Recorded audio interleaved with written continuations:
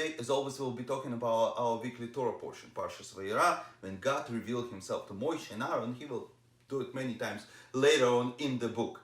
But if you look at the Torah as a standard literature book, so obviously there are heroes and anti-heroes. And this particular story of Exodus is Moshe and Pharaoh, where Moshe is a hero and Pharaoh obviously anti-hero. And there are plenty of anti-heroes in the Torah. In the previous book, Ishmael, Esav, later on Bilam.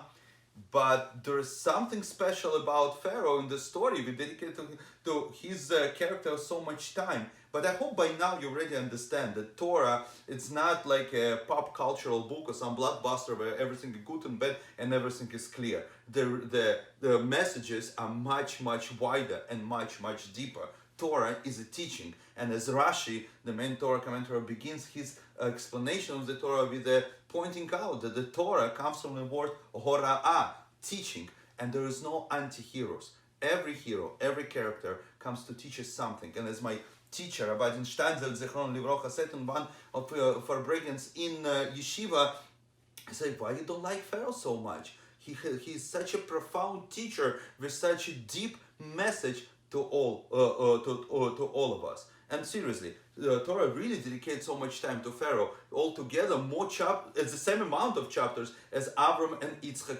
together. But Torah specifically pays attention to one of the parts of Pharaoh's body, one particular organ. I hope you understand that I'm talking about Pharaoh's heart. God strengthens his heart. He strengthens his heart. Whatever happened to his heart, I explain almost in every communication between Moshe and Pharaoh. So what's about his heart?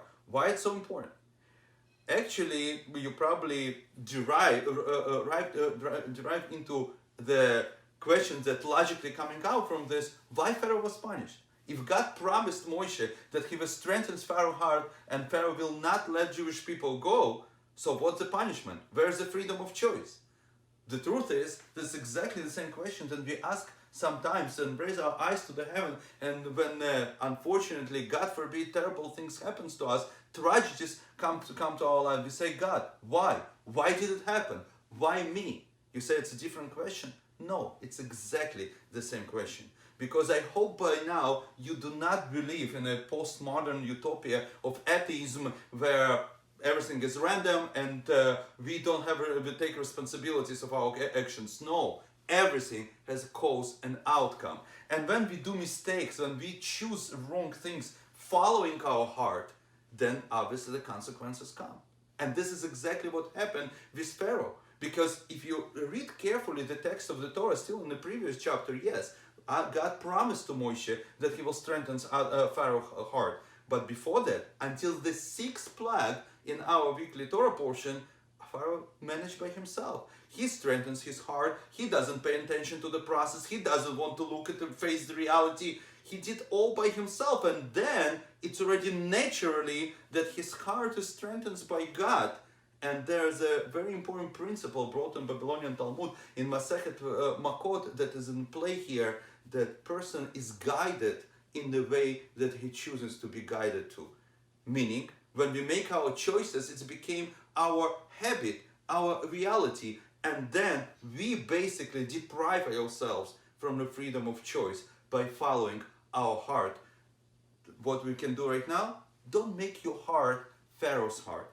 Open it, take it in your hands, control it, and then maybe you will not harden your heart. And maybe you by yourself, and only by yourself, you will choose the right way, the right path. And I'm sure God will guide you through this path. Good luck. See you next week.